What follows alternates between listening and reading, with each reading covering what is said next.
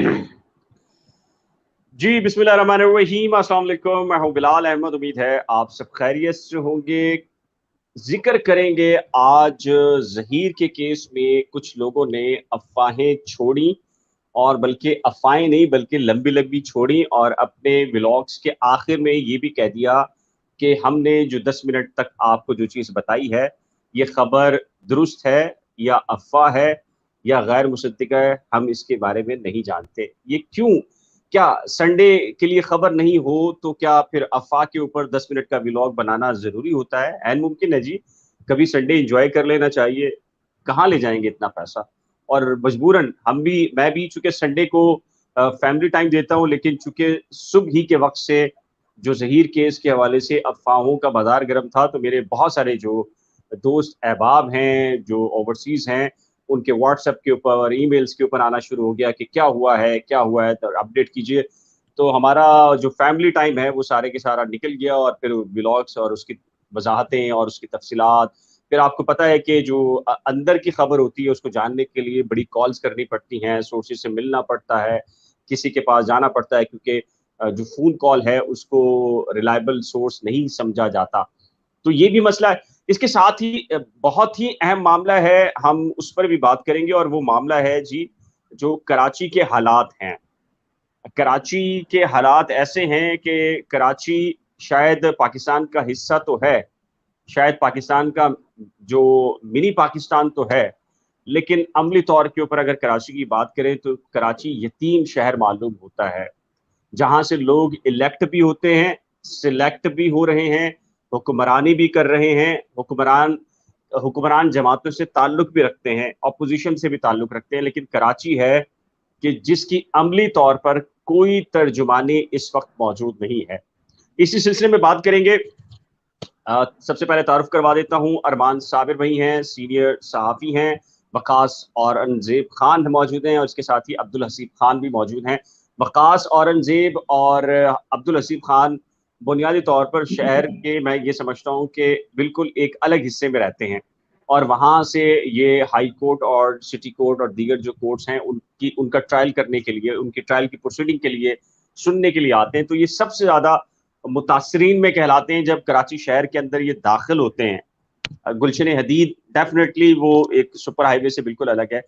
तो सबसे गुलशन पहले मेहमान बुला दो। गुलशन मेहमान।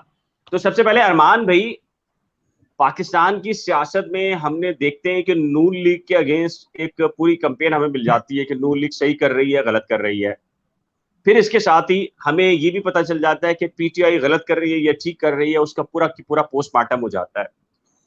लेकिन पीपल्स पार्टी की बात आए तो मरकजी सतह पर आसिफ अली जरदारी और उनकी पॉलिटिक्स तो डिस्कस होती है, उस पर तनकीद तो होती है, लेकिन ये जो खला के अंदर सिंध हुकूमत कहीं खड़ी है, ये क्या वजह है कि ना मीडिया इस पे बात करता है, ना इस पे सहाफ़ी बात करते हैं, ना हम बात करते हैं, ना इसमें मीडिया पर डिबेट होती है कि कराची बिल्कुल आपने उधेड़ के रख दिया है। मतलब मोहनजोदड़ो भी शायद मेरे ख्याल से, और ख्याल नहीं बल्कि तहजीब याफ्ता उसकी जो कल्चर था, सकाफत थी, उससे भी कहीं हम पीछे चले गए हैं कराची, और कोई है ही नहीं जो कहीं बात करे किसी फोरम पे। ना मेन स्ट्रीम मीडिया पे बात होती है, ना सोशल मीडिया पर बात होती है, ना बंद कमरों में भी कहीं बात हो रही है। पीपल्स पार्टी में तो कोई बात ही नहीं हो रही। ये क्या माजरा है? तो कराची ऐसे चल सकता है मजीद क्या? Bilal, thank you very much. सबसे पहले तो मैं ये बताऊंगा कि भाई आपने पीपल्स पार्टी के नाम लिया। बेशक पीपल्स पार्टी पिछले 14 साल से मुसलसल जो है वो बरसर इफ्तार है, प्रोविंशियल गवर्नमेंट में जो है वो इफ्तार में है, और उसकी जिम्मेदारी भी बनती है। लेकिन सिर्फ पीपल्स पार्टी ही क्यों, जितनी भी गवर्नमेंट्स आई हैं उन्होंने सबने क्या किया? नहीं जी, हम तो चाहे डिस्कस एमक्यूएम करेंगे, की हो, चाहे एमक्यूएम पीटीआई, एमक्यूएम भी डिस्कस ये करेंगे, पीटीआई की हो, पीटीआई को भी डिस्कस करेंगे। चाहे जी कोई जी भी हो, हम तो जी ये जी। देख रहे हैं कि जो मसाइल हुए हैं, जो जो भी मसाइल है, हाँ, जो भी मसाइल पैदा जी हुए जी। हैं, सड़कों का मामला है, सीवरेज ये का मामला है, अरमान में वाटर सप्लाई का पाकिस्तान मामला है। न्यूज़ ये कह रहे हैं कि यहाँ डीएचए में भी बारिश का पानी है ब्रो, बिल्कुल ठीक कह रहे हैं जी। मैं डीएचए कल परसों भी गया, मेरा ऑफिस भी वहां पर है, वहां पर भी देखा कि पानी पानी है। और हम ये समझ रहे थे कि शायद डीएचए वाले एलिट क्लास हैं, तो उनके घरों में तो, उनकी गलियों के बाहर, ये सड़क के ऊपर तो पानी का एक कतरा नहीं होगा, लेकिन मेरे साथ अरमान भाई आप भी मौजूद थे, तो हमने जो देखी है हालत इंतहाई खराब है वहाँ की।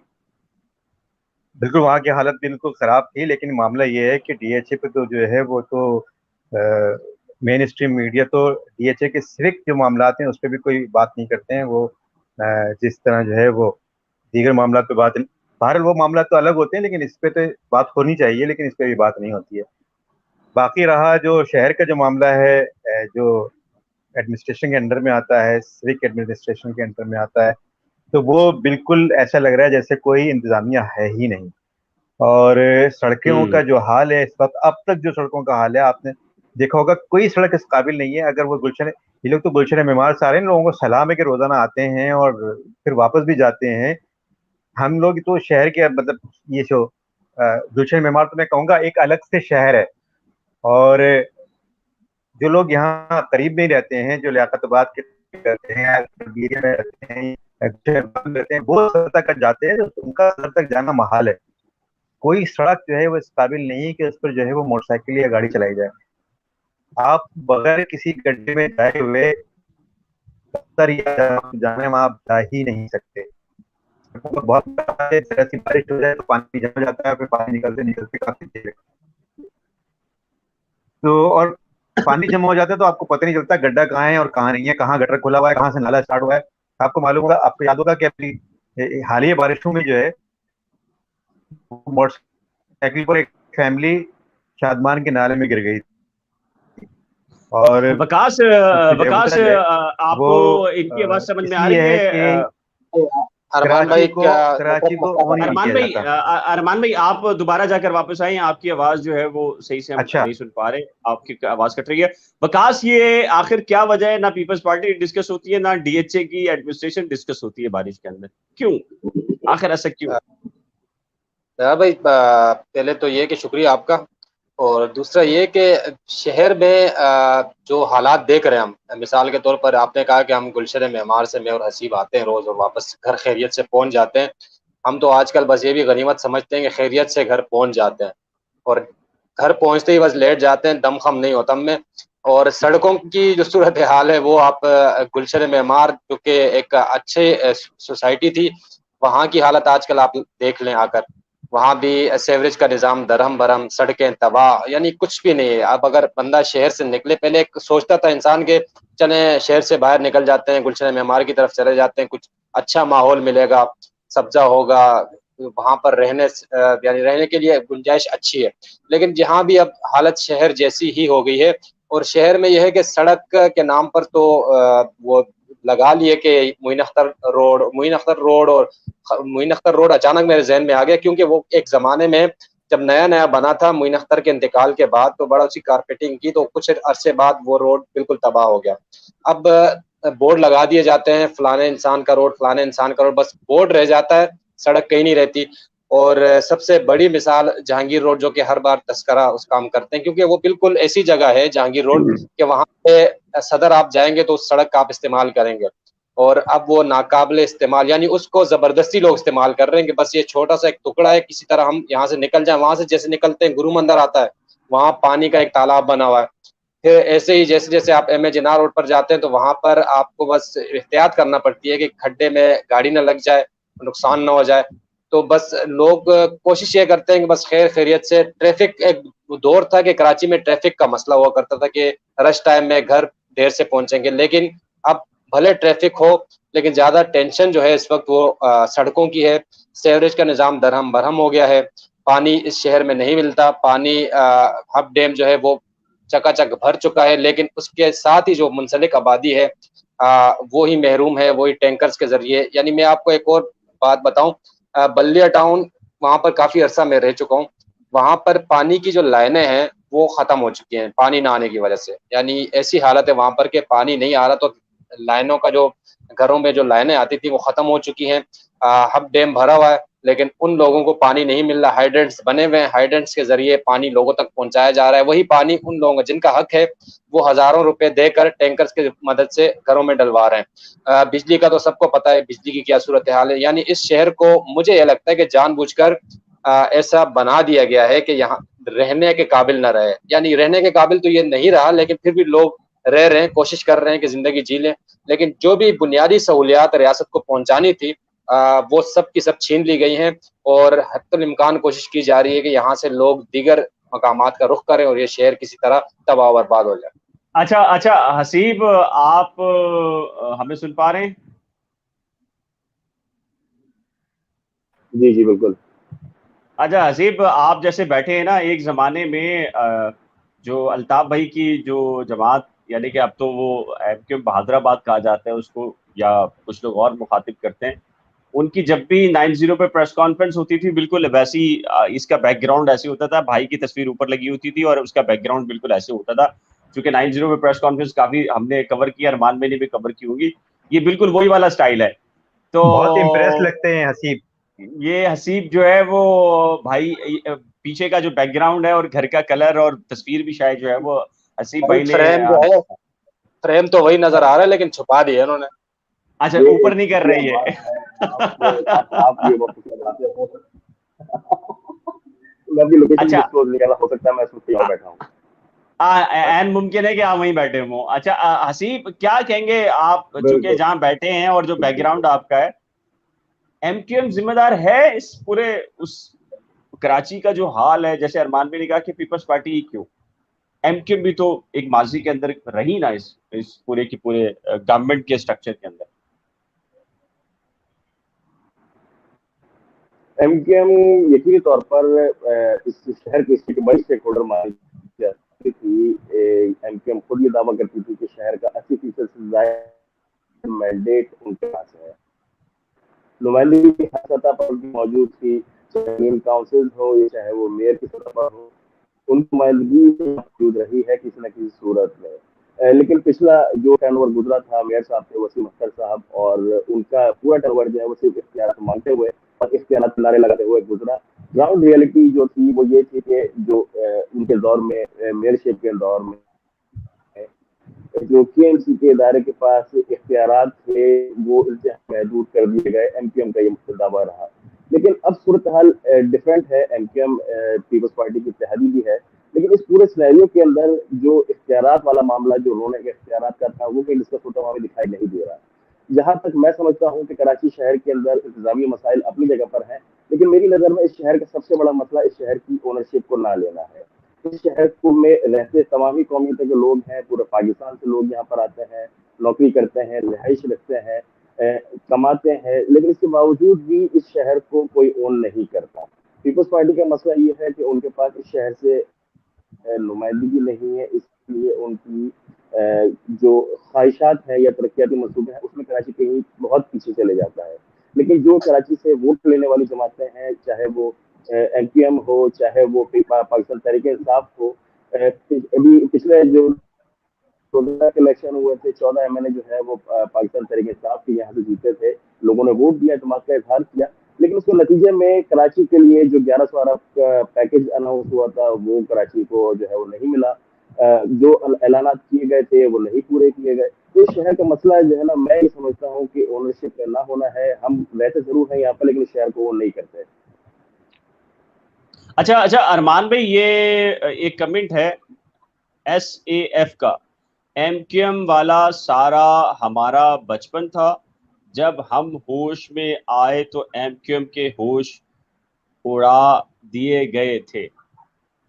तो ये देखें, मसला सिर्फ एमक्यूएम का तो नहीं है ना। अब वो फिर वही वाली बात है, जैसे आप कह रहे थे कि डीएचए की बात ही नहीं होती, डीएचए में जो पानी यार खड़ा होता देखिए, है। ये अच्छे की बात बाद में करेंगे बिलाल।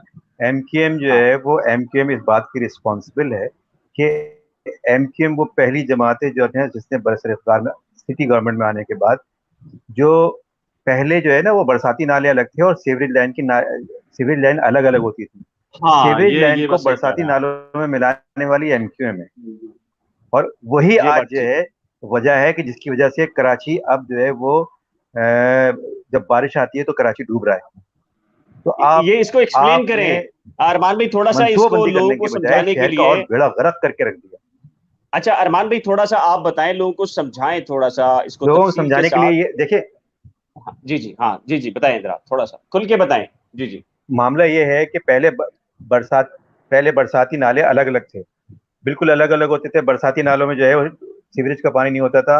जो लोग, कई लोगों को याद होगा, नॉर्थ नाथुआबाद में भी और दीगर इलाकों में भी बरसाती पानी जो है जब नालों में आता था तो लोग उसमें नहा भी रहे होते थे, क्योंकि वो जी जी उसमें जो जी। है वो गंदगी नहीं होती थी, वो बरसात का पानी होता था। और बरसाती नाला जो है वो जाके पे ये नदियों में गिरते थे, जो कि लियारी नदी कहलाती थी। ये लियारी नदी कहलाती थी, इसी तरह से मलीर नदी कहलाती है। तो ये नदियां थी जिनमें जो है वो सीवरेज का पानी मिलाया गया है, बजाय इसके कि वो जो गटर लाइन जो जब आबादी का इन्फ्लक्स हुआ, जोर बड़ा अपना, जो आबादी थी वो बढ़ती चली गई और इसका इसका सारा जो है सीवरेज का जो जोर है उसके ऊपर आया, जो मौजूदा लाइनें थी, तो बजाय इसके कि नई लाइनें डालते और नई मनसूबाबंदी की जाती, उन्होंने अपनी जान छुड़ाने के लिए बरसाती नालों में जो सीवरेज की लाइनें थी वो बरसाती नालों की तरफ मोड़ के उसको बरसाती नालों में खोल दी।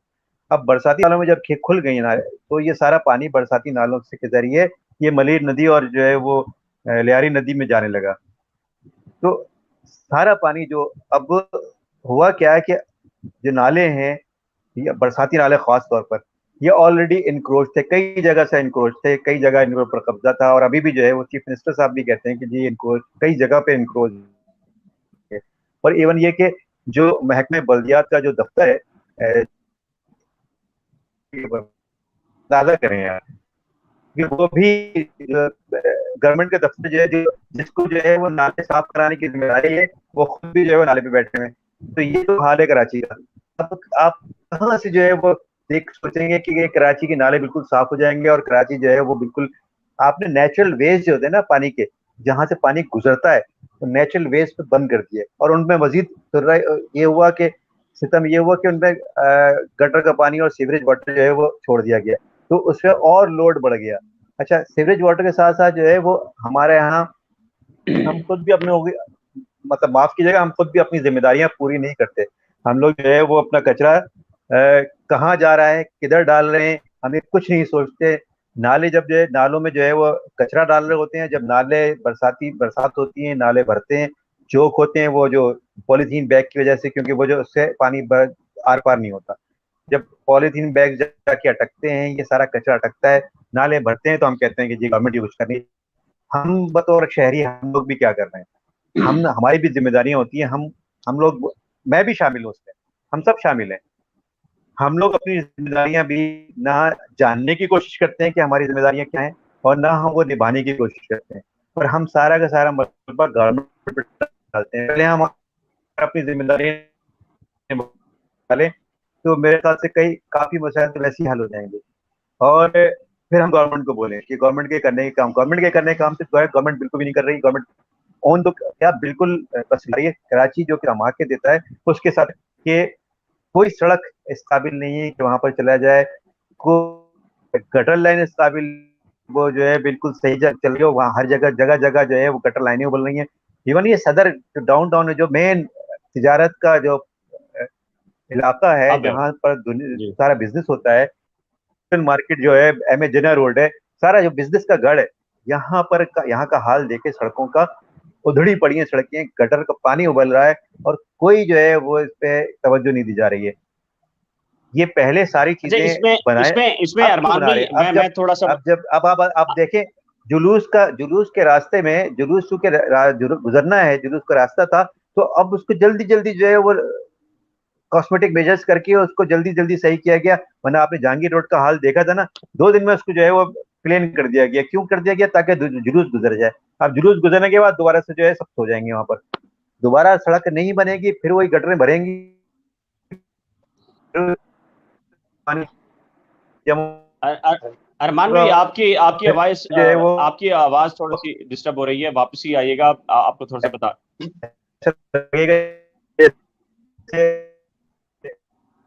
अरमान भाई, आप दोबारा वापस आए। अच्छा वकास, मसला ये है कि आज से 20 से 25 साल पहले एक मसला था कराची के अंदर। अ, वो ये था कि जिस तरह अरमान भी बता रहे हैं ना कि सीवरेज का प्रॉपरली एक निजाम अलग था। वकास, क्लियर आ रही है मेरी आवाज आपको? आपकी आवाज आ रही है अरमान भाई, मेरे ख्याल से उनका नेटवर्क मसला कर रहा है। मसला कर रहा है। अरमान भी से कहेंगे दोबारा वापस आ जाएं। मैं लोगों को यहाँ बता दूं कि आज से 25 से 30 साल पहले जब एमक्यूएम यानी कि मुशर्रफ के दौर में आई, तो उस वक्त तक ये सिचुएशन थी कि कराची शहर का जो बरसाती नालों का सिस्टम था वो बिल्कुल अलग था। बिल्कुल अरमान भाई बिल्कुल ठीक कह रहे हैं। हुआ ये कि एमक्यूएम ने उस दौर के अंदर मुख्तलिफ इलाकों के अंदर जो नाले थे, 6 फीट के 8 फीट के रोड के दोनों तरफ, जो सेवरेज के नहीं थे बुनियादी तौर के ऊपर, वो उन नालों का इस्तेमाल जब भी कराची में बारिश होती थी तो वो जो बारिश का रेला गुजरता था पानी का, तो वो उसके जरिए गुजरता था। वहां पर क्या हुआ कि वहां से 8-10 सालों के अंदर बड़े पैमाने के ऊपर इंक्रोचमेंट हुई। कहीं मार्केट्स बनाई गई, कहीं घर आबाद कर दिए गए, और कहीं उसको लेवल करके वहां पर जमीन या रोड बना दिए गए। और ये तस्वुर कर लिया गया कि कराची के अंदर चूंकि बारिशें नहीं होती या बारिशें कम होती हैं, तो ये पानी निकालना और पानी का निकल जाना मसला नहीं है कराची के अंदर। तो लिहाजा मैक्सिमम तौर पर जितने भी नाले मौजूद थे कराची शहर के अंदर बरसाती पानी के, वो तमाम की तमाम जो नाले हैं उनके ऊपर इंक्रोचमेंट कर दी गई। अच्छा, बिल्कुल जैसे हम ले लें जो आज शाहीन कॉम्प्लेक्स के ऊपर पानी खड़ा होता है, तो उसकी बुनियादी वजह यह है कि सुप्रीम कोर्ट ऑफ पाकिस्तान की जो पार्किंग है कराची रजिस्ट्री की, यानी कि जो केएमसी की जो हदूद आती है, इसके साथ ही ये बिल्कुल वो जो पंप आता है डॉन अखबार की तरफ जाता है, वो पूरा एक नाला था। उस नाले को मुकम्मल तौर पे बंद करके उनको इंक्रोच कर दिया गया। इसी तरीके से जो उर्दू बाजार है, ये जो उर्दू बाजार क्यों डूब रहा है, बुनियादी तौर के ऊपर उर्दू बाजार खुद नाले के ऊपर मौजूद है। इसी तरीके से सदर के अंदर जो नाले थे उनको मुकम्मल तौर पे बंद कर दिया गया। अब क्या हुआ है, अब गवर्नमेंट ये कह रही है कि सारी इंक्रोचमेंट हो गई है, और ये डीएचए के अंदर भी यही हुआ है। डीएचए के अंदर भी जो नाले थे उनको बिल्कुल उसके ऊपर सड़क बना दी गई हैं, सड़कें बनाई गई, और नाले जो है वो एक टेम्परेरी तौर के ऊपर ऐसे बनाए गए हैं जिसकी वजह से जो इंजीनियरिंग फॉल्ट है, और वो खुद तस्लीम कर रहे हैं कि डीएचए समंदर के बिल्कुल साथ लगता है, लेकिन उसके बावजूद उसकी जो बारिश का पानी है वो समंदर में नहीं जा पाता। उसकी बुनियादी वजह ये है कि जो नालों का इंफ्रास्ट्रक्चर था बरसाती पानी का, वो मुकम्मल तौर पर आपने उसको ब्लॉक कर दिया। अब मसला क्या है, कराची शहर में जैसे ही बारिश होती है तो अब बरसाती नाले मुकम्मल तौर पर बंद हैं। अब इनका हल ये तलाश किया गया है कि जो सेवरेज का सिस्टम जेरे जमीन है वो मुख्तलिफ जगह से उसको तोड़ा जाता है। अरमान भाई इसको समझिएगा, वो मुख्तलिफ जगह से उसको चौक किया जाता है बार बार, क्योंकि नाले भर चुके हैं, आपके नाले होते नहीं है, या नाले जो मौजूद है उनकी सफाई नहीं होती। तो आप शहर के अंदर पानी एक इलाके से दूसरे इलाके में, दूसरे इलाके से तीसरे इलाके में, और वो सेवरेज की लाइंस के अंदर वो पानी चला जाता है। वो चौक करते हैं, बाकायदा गवर्नमेंट करती है, गवर्नमेंट के ऑफिशियल करते हैं। फिर क्या होता है, वो अगले दिन वो सारा के सारा पानी वो गटरों के जरिए दोबारा से निकलना शुरू हो जाता है। चूंकि वो ओवरफ्लो हो जाता है, वो जाहिर है कि गटर आपके कितनी मैक्सिमम उनकी कैपेसिटी होगी, वो एक हद तक इसको लेंगे। तो वो गली मोहल्ले के अंदर आप देखिए जो सेवरेज इस वक्त है, निज़ाम है, वो गटर हर दूसरे गली मोहल्ले के अंदर गटर उबल रहा है। उसकी वजह यह है कि ये जो बरसाती पानी है जब आप ये गटरों में उतारेंगे और सेवरेज लाइन से मिलाएंगे तो डेफिनेटली वो ओवरफ्लो होंगे, और उसके नतीजे के अंदर शहर मुकम्मल तौर पर पानी के अंदर डूब जाता है। तो ये बुनियादी रीजन है। लेकिन मसला एक और भी है कराची का, वो है बिजली की लोड शेडिंग के इलेक्ट्रिक। बकास इस पे कोई बात नहीं करता, क्यों? देखें बिलाल भाई, लोग तो चीख चीख के थक गए हैं, लेकिन लोगों की बात भी, आपकी बात सही है कि आगे तक नहीं पहुंचती या नहीं पहुंचाई जाती। अब मसला ये है कि जो इदारा मीडिया को या जिन के तवस्सुत से चीज़ें आगे आनी है उनको अगर उनकी गुड बुक में होगा तो चीज़ें आगे नहीं आएंगी। अब क्योंकि सोशल मीडिया है, यूट्यूब है, तो आवाज़ आगे आ रही है।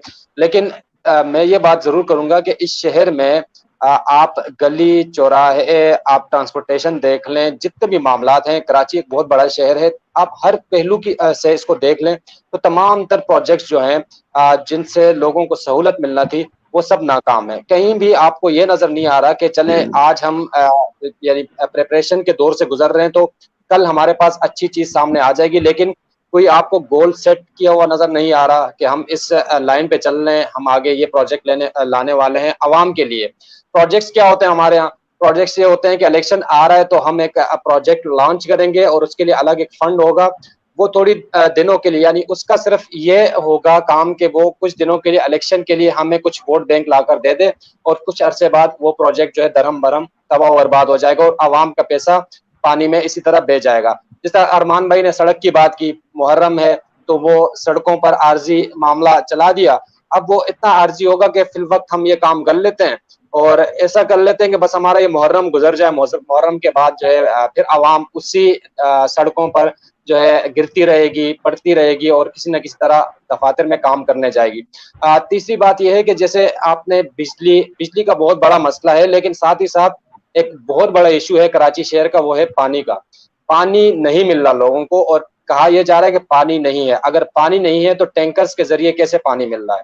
बहुत बड़ी आबादी आपके कराची की ऐसी है जो पानी से महरूम है और महीने में कम से कम 10,000 रुपए जो है पानी पर खर्च कर रही है। रियासत की जिम्मेदारी है, रियासत अगर मौजूद है, और एमकेएम की बात करें, पीपल्स पार्टी की बात करें या पीटीआई की बात करें, जितनी भी जमातें हैं जो इक्तदार में आई, इक्तदार में आने वाली जमातें, उन्होंने इन मामलात पर कभी काम नहीं किया। लास्ट टाइम आप खुद सोचें कि लास्ट टाइम काम कब हुआ कराची में, ऐसे मेगा प्रोजेक्ट्स कब बने? हमें बहुत पीछे जाना पड़ेगा जब मेगा प्रोजेक्ट्स बने, उसके बाद कुछ भी नहीं हुआ। और जो मेगा प्रोजेक्ट्स बने शहर में वो भी तबाह बर्बाद हो गए। हर जगह आप एजुकेशन का हाल उठाकर देख लें, आप जो भी यानी जहन में जितनी भी चीजें आ सकती हैं जो कि बुनियादी सहूलियात जो कि रियासत की तरफ से दी जाती हैं लोगों को, वो सहूलियात तबाह बर्बाद होगी। ऐसा लगता है कि हमें जीरो से शुरू करना पड़ेगा, और ऐसा लगता है कि पाकिस्तान आज आज़ाद हुआ है, हमने बुनियाद अब से रखनी है और अब से मामलात आगे चलाने। लेकिन बुनियाद भी तब रखी जाती है जब ग्राउंड तैयार हो। हमने तो ग्राउंड ही बर्बाद करके रख दिया। आप खुद अंदाजा लगाएं, गूगल मैप आप खोल के कहीं जाएं तो आप एक जगह पर जाकर आप रुक जाएंगे, आगे दीवार लगी हुई होगी या घर बना हुआ होगा, रास्ता ही बंद होगा। हाँ, यानी ये बिल्कुल सही कह रहे हैं आप। अरमान दिल्ली भाई कॉलोनी ने जो चले बात जाएं, की, महमूदाबाद में चले जाएं, बिल्कुल ये ऐसी ऐसी होता है। बल्कि बहुत सारे इलाकों में चले जाएं, गूगल भी परेशान हो जाता है। वो कहता है मैप गूगल का भी जो है वो शहर का ये हाल हुआ है तो ये कौन करेगा? अब सवाल तो हम खुद सोच रहे हैं कि ये आके कौन का। केएमसी के मेयर आते हैं जो मुंतखब होते हैं, वो गिला शिकवा करते हैं इख्तियारात नहीं है। आप दूसरी जानिब जो सूबे में इख्तिदार में जमात बैठी हुई है, वो कहती है हमने सब इख्तियारात दे दिए। कभी कहा जाता है फंड नहीं है। अब इनके अपने जब मामलात होते हैं, अब इलेक्शन का दोबारा अगर ये अभी लोकल बॉडी गवर्नमेंट इलेक्शन दोबारा अगर जिस डेट पे होने हैं अगर होते हैं, तो आप देखिएगा कि यही जो लोग जो कहते हैं फंड्स नहीं है, यही लोग जो इख्तियारात का रोना रोते हैं, वही लोग दोबारा अपने अपने इलाकों में कारपेटिंग करेंगे, तमाम तर चीजें करेंगे जो कि आर्जी बुनियादों पर होंगी। यानी उसका मुस्तकिल कोई हल नहीं होगा, आर्जी बुनियादों पर वो काम कर दिए जाएंगे। आर्जी बुनियादों पर पानी आना शुरू हो जाएगा, आर्जी बुनियादों पर सड़कें बन जाएंगी, सेवरेज का आर्जी तौर पर काम कर दिया जाएगा। और उसके बाद आपने 5 साल ऐसे ही गुजारने हैं जैसे गुजर रहे हैं इस कराची में। न बिजली आपको मिलेगी, न पानी मिलेगा, सेवरेज का निज़ाम दरहम भरम होगा, इंक्रोचमेंट होगी और ये तमाम तर मामलात होंगे। ट्रांसपोर्टेशन नहीं है शहर में, लोग रुल गए हैं। टैक्सेस आप ले रहे हैं, टैक्सेस की भरमार है, कभी किस सूरत में टैक्स, यार किस सूरत में वकास वकास एक बात मैं बताऊं, नोट करूं, मैं सच्ची बात है, मर्द, नौजवान, बुजुर्ग हो या बूढ़ा हो, वो कराची में सफर किसी न किसी तरीके से कर लेता है। मतलब आपको लटक के कर लेगा, बेचारा मजबूरी में किसी से लिफ्ट ले लेगा, किसी सुजुकी के अंदर चला जाएगा, या मतलब पैदल चला जाएगा। यार हमारी बहनें, हमारी माएँ, मतलब आप रोड के ऊपर देखें, जब 5 बजे छुट्टी होती है और ख़ासकर जब बारिश हो जाए, आज ख़ासकर जब बारिश हो जाए और वो बेचारी लड़कियाँ जो अपनी किसी मजबूरी की खातिर नौकरियाँ करती हैं, मुलाज़मत करती हैं, या शौक से करें या मजबूरी से करें, बहरहाल उनका बुनियादी हक है, जो भी उनकी एक्टिविटीज़ हैं। आप सड़क के ऊपर देखें 3-3 घंटे खड़ी रहती है, कोई ट्रांसपोर्ट नहीं आती। देखिए, आम मर्द के लिए तो ये इशू ये है ना कि वो किसी से लिफ्ट लेके चला जाएगा, वो किसी सुजुकी पे लटक के चला जाएगा, बस से लटक के चला जाएगा, पैदल भी चला जाएगा। हमारी माएँ, बहनें, बेटियाँ, मतलब बेचारी जो है वो रोड के ऊपर खड़ी होती हैं और वो 3-3 घंटे से खड़ी होती हैं। और ऐसा भी होता है कि उनको अपना जहाँ भी उनका घर है 10 किलोमीटर, 12 किलोमीटर, 15 किलोमीटर, वो 4-4, 8-8 घंटे पैदल जाकर वो घर पहुँचती हैं। कई ऐसे मैंने सुनी है फैमिलीज़।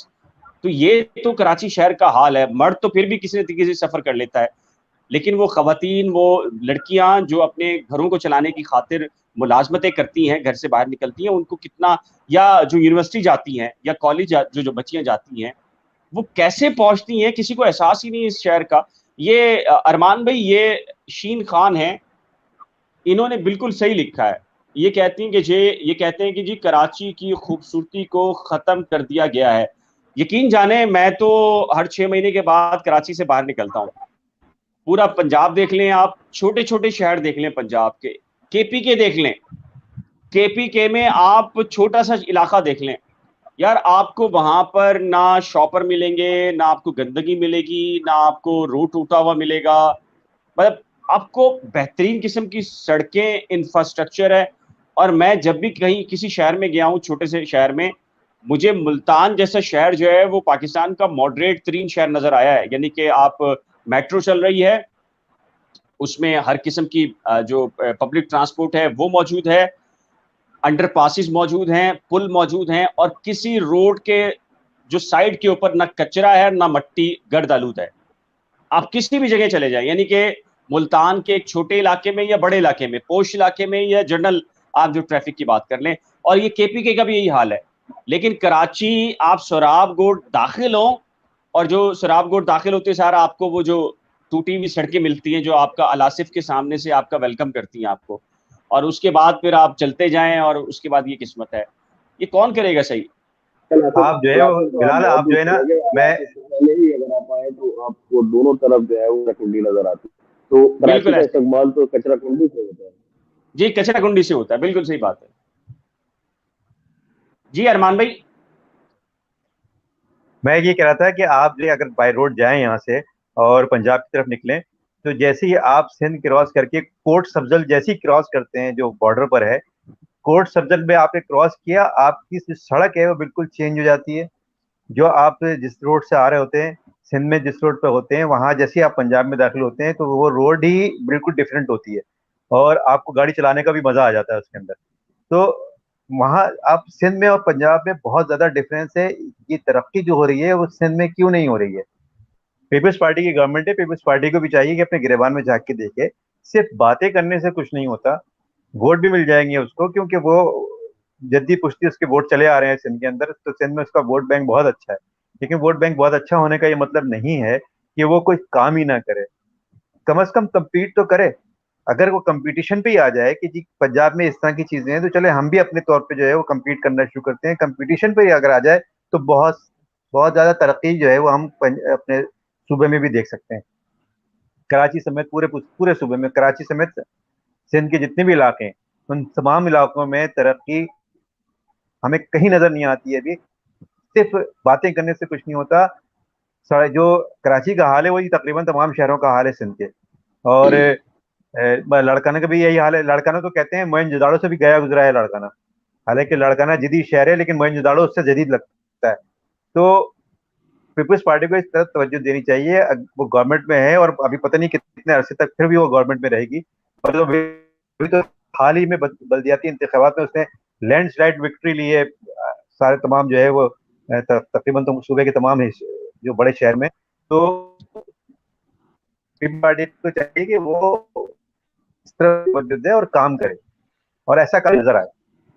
अच्छा अच्छा अच्छा, अब मसला ये है ना कि जैसे सैयद बुरहान लिखते हैं कि जी पंजाब वालों के लिए सिंध दुबई है, लेकिन मसला देखें बुरहान, मसला ये नहीं है कि पंजाब वालों के लिए, केपीके वालों के लिए, बलूचिस्तान वालों के लिए मसला ये नहीं है। मसला ये है कि जो खुद सिंध के अंदर जो पॉलिटिकल क़यादत है वो सबसे बड़ा मसला है। खतरा कोई और नहीं है सिंध के अंदर। सिंध के अंदर वो जो पॉलिटिकल क़यादत है, जो फैसले कर रही है, जिनके पास आपका टैक्स जमा होता है, जिनके पास रेवेन्यू जमा होता है, वो उस रेवेन्यू को किस तरीके से आपका इस्तेमाल करते हैं।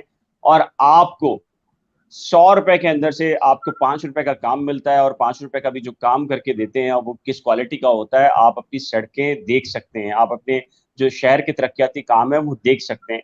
मैं पूरे पाकिस्तान के अंदर तकरीबन घूमा हूँ, कहीं ऐसा नहीं होता कि एक बारिश के बाद जो है वो सड़क बैठ जाए और मुकम्मल तौर पे उधेड़ के रख दी जाए वो सड़क पानी से। ऐसा बिल्कुल नहीं होता। यानी कि कई कई साल शहरों की, छोटे छोटे शहरों की सड़कें चलती हैं पानी जमा होने के बावजूद। बुनियादी मसला ये है कि सिंध के अंदर खासकर जो है वो करप्शन का लेवल ये है कि यहाँ पर जो यूनिवर्सिटी रोड है, जो आई चुन्नीगढ़ रोड है, जिसको ये कहकर बनाया गया था कि ये पानी का एक कतरा यहाँ जमा नहीं होगा, वो मुकम्मल तौर पर आपको पानी से डूबी हुई नजर आती हैं। अच्छा वकास, आपकी तरफ आएंगे, 40 मिनट हम कर चुके हैं गुफ्तगू।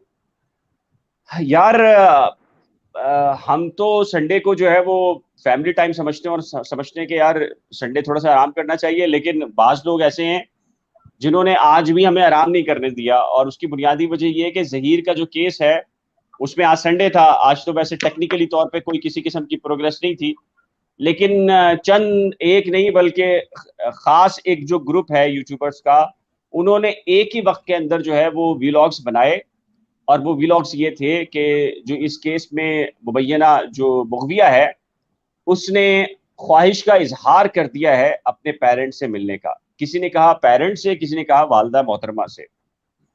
10 मिनट की गुफ्तगू के बाद सब ये कह रहे थे कि ये हमने सुना है, ये अफवाह है, मुसद्दिका नहीं है।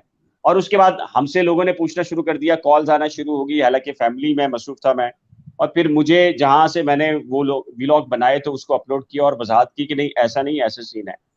यार आप कोर्ट रिपोर्टर हैं, अगर ये मुलाकात का प्रोसीजर होता तो क्या बगैर किसी मजिस्ट्रेट के ऑर्डर के हो सकता था? और क्या आप समझते हैं कि संडे को ये खबर बनाई गई है या बनी हुई थी, या वाकई खबर दुरुस्त है?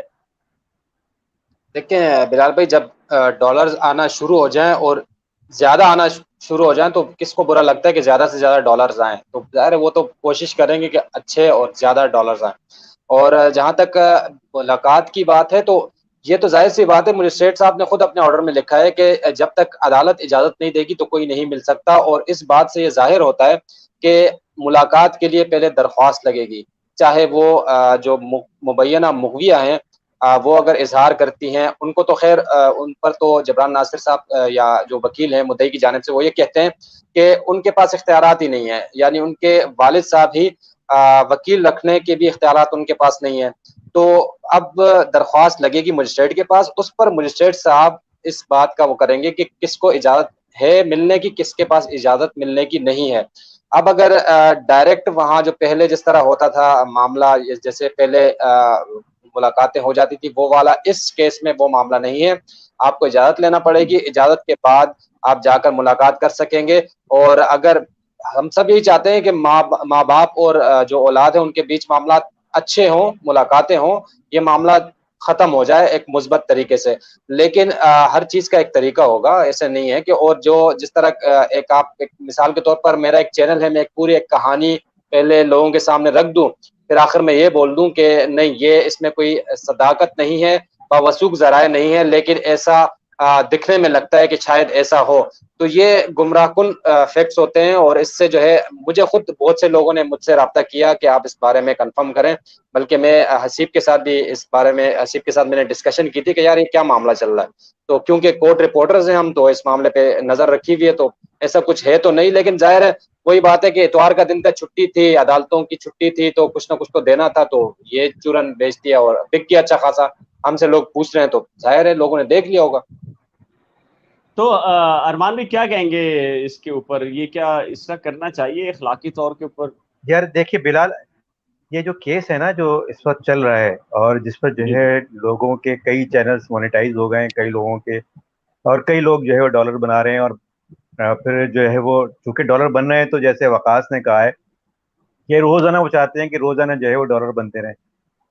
डॉलर बनाने के लिए वो अब तमाम हदें पार कर रहे हैं या जो कुछ भी कर रहे हैं, ये उनका अपना मामला है। लेकिन ये केस जो है ना, जो केस है ये यूट्यूब पर जो इस वक्त जो लोग बयान कर रहे हैं इस केस के बारे में, जो कि जिस तरह से भी बयान कर रहे हैं, वो सच और झूठ का फैसला करेगा। कौन यूट्यूबर्स की, किन लोगों की क्रेडिबिलिटी है, कौन लोग जी जी इंटेग्रिटी के हामिल हैं और कौन लोग इंटेग्रिटी के हामिल नहीं हैं, या किन की क्रेडिबिलिटी नहीं है, या किन पर एतबार नहीं किया जा सकता, ये लाइन जो है वो खींचेगा ड्रॉ इस हो। मामले पर आकर। जी लाइन ड्रॉ होनी है इसमें, इस केस में। जब ये केस, अच्छा ये बहुत बहुत ज्यादा दिन नहीं चलेगा, बहुत जल्दी जो है वो, मतलब बहुत जल्दी का मतलब ये कुछ महीनों में ही फैसला हो जाएगा, क्योंकि ये खींच, दूसरी पार्टी जो है वो खींचेगी केस, अभी भी जो है वो खींच ही रहे हैं उसको, तो जितना भी खींच सकते हैं, कि जितने भी खींच सकते हैं, अभी कुछ महीनों में ही फैसला हो जाएगा। कि वकास और आप लोग ज्यादा रोशनी डाल सकते हैं इस पर, आप लोग कोर्ट रिपोर्टर हैं, लेकिन मुझे लगता है कि बहुत जल्दी इसका फैसला होगा। जब इसका फैसला होगा तो लाइन ड्रॉ होगी कि अब कौन सही है, किसकी क्रेडिबिलिटी और किसकी क्रेडिबिलिटी नहीं है। डॉलर जो है वो आप एक हद तक बना सकते हैं, जब आपकी क्रेडिबिलिटी नहीं रहेगी तो फिर डॉलर बनाना भी बहुत मुश्किल हो जाएंगे। तो डॉलर पर नज़र नहीं होनी चाहिए, नज़र हमेशा अपनी क्रेडिबिलिटी पे होनी चाहिए कि मेरी क्रेडिबिलिटी कहीं हार्म तो नहीं हो रही, मेरे कुछ कहने से या मेरी खबर देने से मेरी खबर ऑथेंटिक है कि नहीं है, जो मैं खबर दे रहा हूँ, जो मैं इन्फॉर्मेशन पहुंचा रहा हूँ वो सही है कि नहीं है, कहीं वो चैलेंज तो नहीं हो जाएगी कहीं, या कहीं झूठी तो नहीं। रिपोर्टर के लिए, मतलब रिपोर्टर को नजर ना मिलाने के लिए इतना काफी होता है कि उसकी एक खबर जो है वो पिट जाए, या जो है वो उसकी कोई क्लैरिफिकेशन आ जाए, या उसकी जो है तरदीद आ जाए। ये रिपोर्टर के लिए जो है वो अ, अच्छा नहीं, और वो जो है वो ये समझे और ये अगले समझता है कि ये जो तरदीद आई है ये गलत है, और उसने जो खबर दी है वो सही है और वो स्टैंड करता है, तो एक बिल्कुल अलग बात है ये। मैं उस तरदीद की बात नहीं कर रहा हूँ जो रूटीन में आ रही होती है, लेकिन एक खबर जो कि रिपोर्टर को भी पता होता है कि हाँ ये खबर गलत हो गई, तो वो फिर जो है वो बहुत अरसे तक फिर अपने दोस्तों से भी नजर मिलाने के काबिल रहता है, वो खुद एम्बेरसमेंट हो रही होती है। तो ये क्रेडिबिलिटी का मसला है। अब यूट्यूबर्स जो है वो किस हद तक इसको क्रेडिबिलिटी को जो है वो अहम समझते हैं, नहीं समझते हैं, ये वाला केस मेरे ख्याल से लाइन ड्रॉ करेगा। अच्छा अरमान भाई, एक और भी चीज हुई है, वो ये हुई है कि कल जैसे आपने बताया था कि अनफॉर्चुनेटली एक एक्टिविस्ट हैं ह्यूमन राइट्स के, सो कॉल्ड, उन्होंने, ह्यूमन राइट्स के हैं लेकिन वो कहते हैं कि एक्यूज के भी ह्यूमन राइट्स होते हैं, लेकिन उन्होंने इसके बरखिलाफ उनकी सिक्योरिटी के हवाले से जो है वो निशानदेही की, जो कि खदशात थे कानून नाफिज करने वाले इदारों को। और उन्होंने इस बात की निशानदेही की कि मुलजमान को कहाँ रखा गया है, और उसकी वजह से जो है वो मुलजमान की जानों को खतरात लाक हुए, और आज रात को ही मेरे पास इत्तला आ गई थी कि उनको किसी दूसरी महफूज मकाम पर मुंतकिल कर दिया गया है। वखास ये बताएं, कुछ लोग ये कह रहे हैं कि यूट्यूब के ऊपर बैठकर के जहीर और शबीर को हथकड़ियां लगाकर पेश क्यों नहीं किया जा रहा, क्या कहेंगे आप? बिलाल भाई, जो लोग ये कह रहे हैं तो वो उनको ये समझना चाहिए कि जो बेल पर होते हैं उनको हथकड़ियां नहीं लगाई जाती। हथकड़ियां तब लगती हैं जब अदालती तहवील में हो या पुलिस कस्टडी में हो। जहीर और शबीर की जहां तक बात है तो वो अभी तक उनको जमानत में है, और उनकी जमानत जिस स्टेज पे है वो है कंफर्मेशन ऑफ बेल पर। अभी उनकी जमानत चल रही है, या तो कंफर्म हो जाएगी नेक्स्ट डेट पे या रिजेक्ट भी हो सकती है। लेकिन जब तक रिजेक्ट नहीं होती तो तब तक वो आज़ाद हैं, वो किसी कस्टडी में नहीं है, वो बेल पर हैं। हाँ, अगर सिक्योरिटी उनके साथ होगी तो मेरे ख्याल से ज़हीर की जानिब से सिक्योरिटी की दरख्वास्त दी गई थी, जिसकी वजह से उनको सिक्योरिटी फराहम की गई होगी, और उसके अलावा उनको हथकड़ी तब तक नहीं लगेगी जब अदालत गिरफ्तारी के अहकामात जारी न करें। अच्छा वखास, एक और चीज भी क्लियर करें, 13 को अगर चलान आ जाता है, 364 और 375 जो कि दोनों अब नहीं बन रही, 375 तो अब तक वैसे ही अब तक डेवलप नहीं हुई, चूंकि मेडिकल के हवाले से डिक्लाइन हो गई है, रिजेक्ट कर दिया है नॉन जो एप्लीकेशन फाइल की गई थी उनके मुखालिफ वकील की जानिब से। अब ये अगर दोनों सेक्शन निकाल दी जाती हैं और बाकी जो Sindh child restraint marriage act है 2013 वो रहती है, या दीगर जो 363 है वो रहती है, 368 रहती है, वो बेलेबल हैं। अगर बेलेबल हैं तो क्या इसके इम्कानात हैं कि दोनों की जमानत जो है वो एडीजे उसको कंफर्म कर देगा? देखें, अब तक जो इंतजार किया जा रहा है, जो जमानत के हवाले से जब दलाइल दिए जाते हैं तो अभी गुज़िश्ता 2 समातों से यही इंतजार किया जा रहा है कि चालान आ जाए, और चालान का इंतजार ही इसी वजह से किया जा रहा है कि चालान आने के बाद बेल या कंफर्म हो जाएगी या रिजेक्ट हो जाएगी। तो इस खातिर ख्वाह दलाइल नहीं दिए जा रहे जमानत के हवाले से, और मुसलसल 2 तारीखों से पेशियों से तारीखें दी जा रही हैं कि चालान का वेट करते हैं। अगर ये जो प्रोग्रेस रिपोर्ट आई है, इसी को ज़हन में रखकर हम अगर सोचें, अगर इसी नौइयत का चालान जमा कराया जाता है तो मेरे ख्याल से बहुत रिलीफ मिल जाएगा इस मामले में। जो चाइल्ड रिस्ट्रेंट एक्ट है वो सिंध का है, और एक कानूनी माहिर से मेरी आज बात हो रही थी तो उनका ये कहना था कि इनका निकाह हुआ है पंजाब में। तो बहुत से मामलात ऐसे हैं कि जो इस केस पे लागू नहीं होते, क्योंकि ये पंजाब में ये केस चलना है, वहाँ का केस है, निकाह वहाँ हुआ है। जिस तरह यहाँ की यानी चाइल्ड रिस्ट्रेंट एक्ट ये जो सिंध का है, ऐसे ही 1965 का एक पूरे पाकिस्तान का है, बाकी पाकिस्तान में वो चलता है। और सिंध का अलग है। तो उसमें भी यही कहा जा रहा है कि अगर पंजाब की बात की जाए तो पंजाब के कानून के मुताबिक अब ये केस चलेगा। सिंध में ये मामलात नहीं देखे जा सकते और न ही इस केस पर ये मामलात लागू होते हैं। तो मेरे ख्याल से अब बाकी आप लोग भी जानते होंगे, आपका तजुर्बा ज़्यादा है, लेकिन मेरे ख्याल से अगर चालान उस प्रोग्रेस रिपोर्ट की बुनियाद पर ही आता है, वही चीज़ें अगर सामने लेकर आते हैं पुलिस हुकाम, तो ज़हीर और शब्बीर को बहुत ज़्यादा बेनिफिट मिलता है। और एक और चीज़ बहुत अहम है, वो ये है कि जो मुबैना मुग़विया हैं, उनका बयान जो है ना, वो बहुत अहमियत रखता है। इन सारी चीज़ों में सबसे अहम उनका बयान है। अब बयान बार-बार वही आ रहा है, तो ये भी एक मामला है, इसको भी देखा जा रहा है कि एक बयान किस तरह तब्दील हो जाए, और बयान अगर तब्दील होता है, चेंजेज़ आती हैं, तो वो भी केस पर फ़र्क डाल सकता है। उसके अलावा कोई और ऑप्शन है नहीं, कोई और चीज़ है नहीं कि जो इस केस में या चालान में कोई असर डाल सके, कोई फ़र्क डाल सके या ज़हीर के लिए मुश्किलात पैदा कर सके। अच्छा, इसमें बहुत सारे लोग ये कह रहे हैं कि निम्रा काज़मी के की जो अपडेट्स हैं वो प्लीज़ बता दें।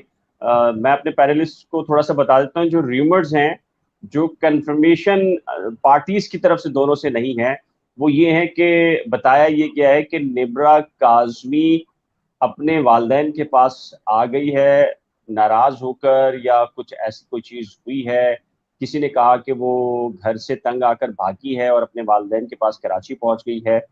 चूँकि निम्रा और शाहरुख दोनों हमारे राब्ते में एक हद वक़्त तक थे, चूँकि उनसे राब्ता नहीं है, बुनियादी तौर पर किसी ने अभी कमेंट सेक्शन में आ रहा है कि कुछ लोगों ने उसकी वीडियोज़ भी बनाई है। देखें, ये बात दोपहर से हमें पता थी और दोपहर से हमने अपनी जो सोर्सेज़ हैं, उनसे कन्फर्म करने की कोशिश की है। लेकिन चूँकि चूँकि एक पार्टी का भी मौक़िफ़ आया है वालिदैन की तरफ का, या उस तरफ का कुछ सोर्सेज़ हैं जो उन्होंने कहा है ये बात, लेकिन चूँकि ये मुसद्दिक़ा नहीं है, इसकी तस्दीक दोनों तरफ से नहीं हुई, तो डेफ़िनेटली हमारी ज़िम्मेदारी बनती है कि जब तक मैंने एक बात आप लोगों से कही थी, जो लोग भी सुन रहे हैं, देख रहे हैं, कि हमारी खबर ताख़ीर का शिकार तो हो सकती है, खबर ना दें ये तो मुमकिन है, लेकिन खबर में जल्दी करके आपको वो खबर दें जो गुमराहकुन प्रोपेगेंडे की बुनियाद पर हो, ऐसा हमारे प्लेटफ़ॉर्म के ऊपर आज तक हुआ है, ना इंशाल्लाह से आज तक होगा।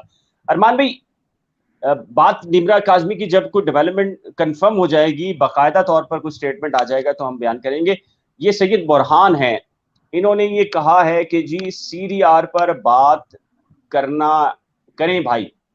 ये सीडीआर की बात मतलब मीन्स के ज़हीर और शब्बीर की कराची में मौजूदगी साबित हो भी जाती है, तब भी इस केस में क्या असर होगा सीडीआर का? आप क्राइम रिपोर्टर रहे हैं बीबीसी डॉन में, थोड़ा-सा ज़रा समझाएँ। सबसे पहले तो बिलाल ये कि वो निम्रा काज़मी और जो शाहरुख हैं, उन्होंने अपना चैनल भी खोल लिया है और अपने चैनल पे वो अपडेट्स भी करते रहते हैं। तो मैंने नहीं देखा उनका चैनल, लेकिन उसके चैनल में भी जाके देख सकते हैं कि अगर उनकी कोई अपडेट्स आई होंगी तो वो उन्होंने यकीनन अपडेट की होंगी। आखिरी वीडियो कब उन्होंने अपलोड की है, वहाँ पर भी देखा जा सकता है। तो वो मुसलसल अपने चैनल को अपडेट कर रहे हैं। इसके अलावा अगर कोई भी आएगी, अगर इस तरह की कोई बात है, अगर कोई पता चलता है तो यकीनन हम लोग अपने चैनल्स पे ज़रूर बताएंगे। जहाँ तक आपने सीडीआर का पूछा है, तो सीडीआर में जो है वो अगर लोकेशन यहाँ पर आई भी है, तो भी ये साबित करने में कि जी अगवा भी अगवा में वो लोग मुलविस हैं या उन्होंने ही अगवा किया है, ये अगला मरहला होगा फिर।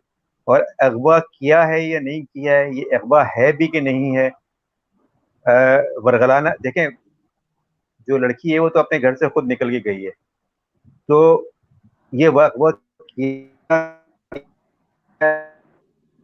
नहीं किया गया है और किसने किया है, कौन इसमें मुलविस है। अव्वल तो लड़की का बयान है कि वो अगवा नहीं हुआ। आखिरी आखिरी बयान जो उनका 164 का है, जिसको तमाम पार्टियां जो हैं, वो तमाम फरीक जो हैं वो एक्सेप्ट कर रहे हैं, वो तो यही है कि उसको अगवा नहीं किया गया है। अगर उसका बयान मान लेते हैं तो फिर तो ये सीडीआर वगैरह की कोई अहमियत नहीं रहती, क्योंकि जब अगवा ही नहीं हुई है तो फिर वो यहाँ पर हो ना हो उससे कोई फर्क नहीं पड़ता। तो अभी देखिए केस का क्या टर्न ले रहा है और किस तरफ जा रहा है। सीडीआर मुझे नहीं लगता कि इस केस में जो है वो कोई बहुत ज्यादा किरदार अदा करेगी। अच्छा, इसमें वकास ये एक XYX हैं, रेगुलर हमें देखते हैं और कमेंट भी करते हैं। ये कहते हैं बिलाल भाई एक सहाफ़ी प्लस यूट्यूबर ने अभी ताज़ा ब्लॉग अपलोड किया है कि निम्रा काज़मी का शौहर उस पर तशद्दुद करता है, जिसकी वजह से वो अब वापस अपनी अम्मी के साथ वापस कराची जा रही है और बस में बैठ चुकी है घर जाने के लिए।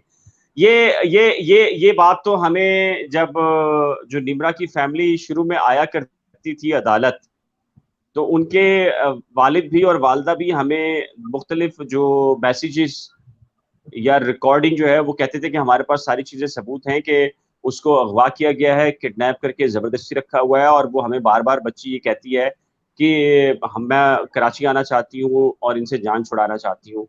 लेकिन जब निम्रा पेश हुई थी तो उसका अलग मौक़िफ़ था। फिर जब वो आज़ाद हुई और जाने लगी तो शाहरुख के साथ किस तरीके से खुले बाल और हाथों पे हाथ डाल के सिटी कोर्ट के मनाज़िर मेरा ख़्याल है सबने देखे हैं। तो और शाहरुख से आप भी मिले, हसीब भी मिला है। तो ये क्या कहेंगे इस हवाले से? XYX ने जो लिखा है। ये बिलाल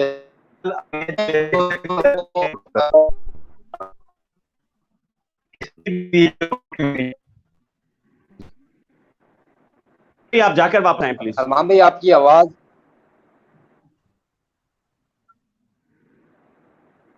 अच्छा बिलाल भाई, मामला ये है कि अज़दवाजी ज़िंदगी में मुंसलिक हो गए दोनों।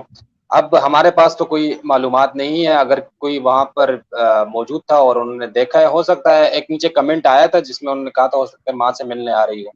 तो बहुत सारी बातें हैं, लेकिन निकाह से जुड़ गए हैं, शादी उनकी हो गई है, अब उनकी अपनी ज़िंदगी है और एक यूट्यूब, अरमान भाई ने जैसे कहा कि उनका अपना यूट्यूब चैनल भी है, वहाँ से भी अपडेट मिल जाएगी।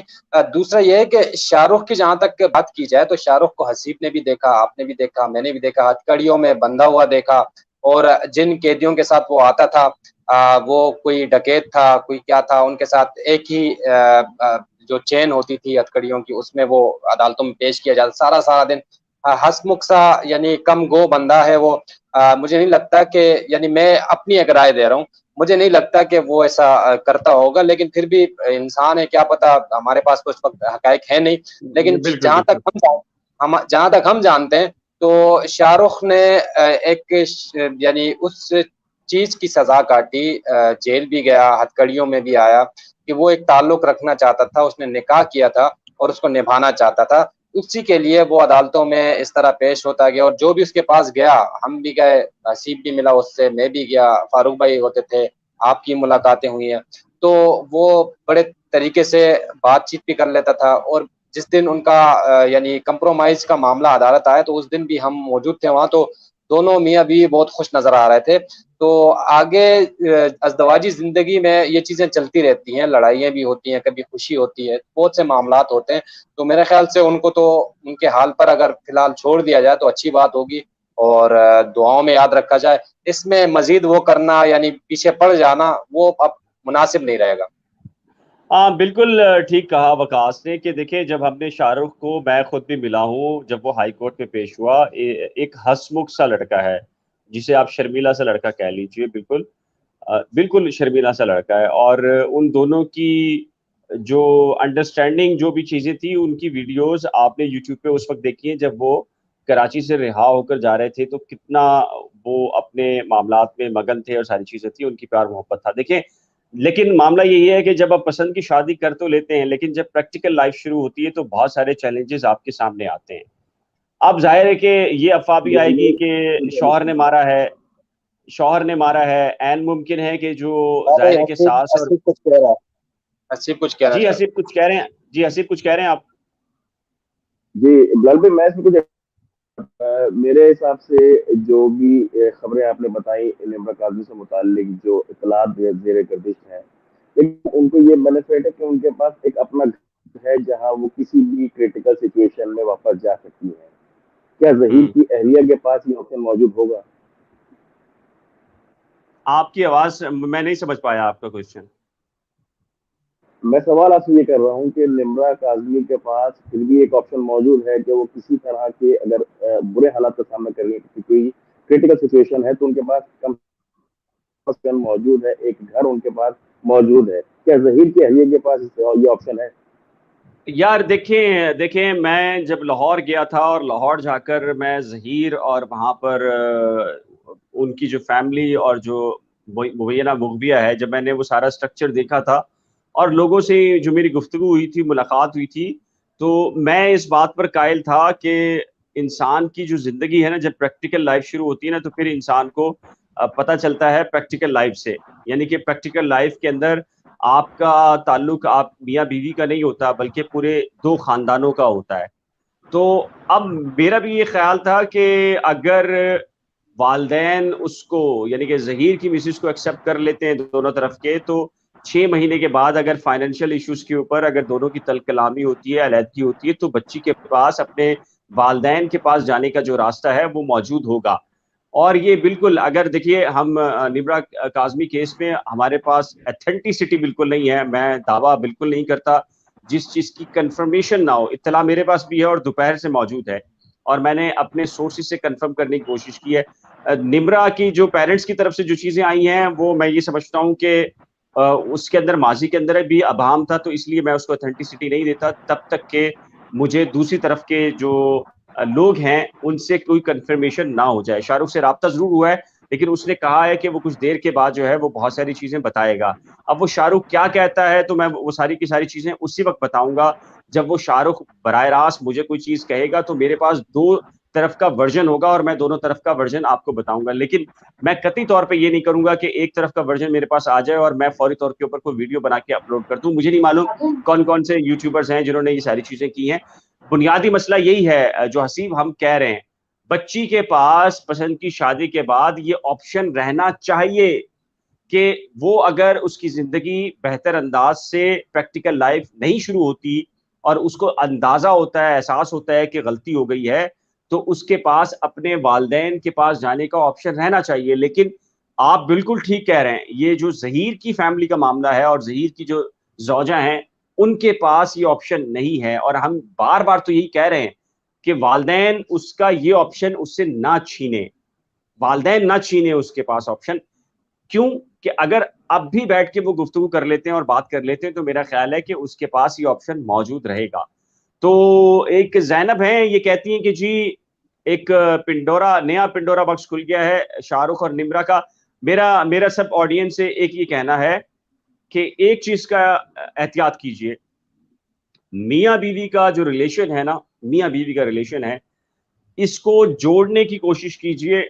अगर कोई भी इसमें अफ़वाह, अबहम आ रहा है, तो उस पे कान मत धरिए, जब तक कि दोनों तरफ का कोई मौक़िफ़ सामने नहीं आ जाता। और एक और चीज़, आप अपनी तरफ से कोशिश करें, आप अपनी तरफ से दुआ करें कि ज 2 मियाँ-बीवी हैं, वो हमेशा एक साथ रहें, खुश रहें, आबाद रहें और हमारी किसी वजह से, हमारे किसी व्लॉग की वजह से या हमारे किसी कमेंट्स की वजह से या हमारी किसी एक्टिविटी की वजह से अगर एक घर यानी कि मियाँ-बीवी जुदा होते हैं, तो आप ये जान लीजिए कि शैतान का सबसे महबूब तरीन काम ये है कि वो उस शैतान से यानी कि अपने चेले शैतान से खुश होता है, जो एक मियाँ-बीवी के दरमियान जुदाई करते हैं, जुदाई पैदा करते हैं, अलहदगी अख्तियार करवाते हैं।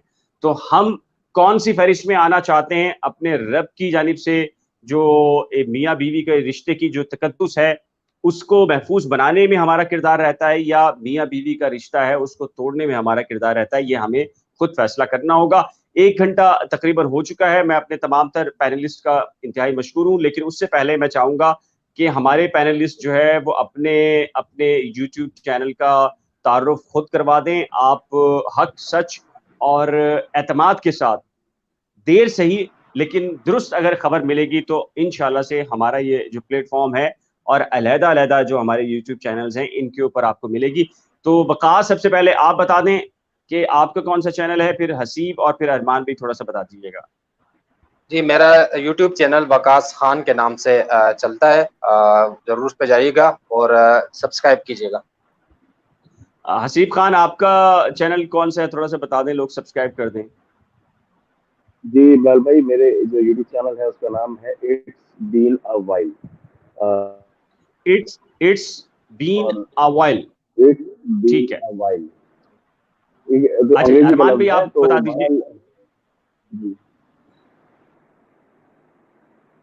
का नाम है अरमान साबिर व्लॉग्स। सब्सक्राइब अरमान कीजिएगा और इसको साबिर व्लॉग और और वीडियोस को जो है लाइक कीजिएगा। मेरा तो आपको पता है, जिसपे आप देख रहे हैं करंट अफेयर विद बिलाल। तो कमेंट सेक्शन में अपनी कीमती राय का इज़हार जरूर कीजिएगा। एक नए ब्लॉग और ताज़ा तरीन अपडेट्स के साथ जल्द मिलेंगे, तब तक के लिए अल्लाह हाफिज़। अल्लाह हाफ़िज़। हाफिज़।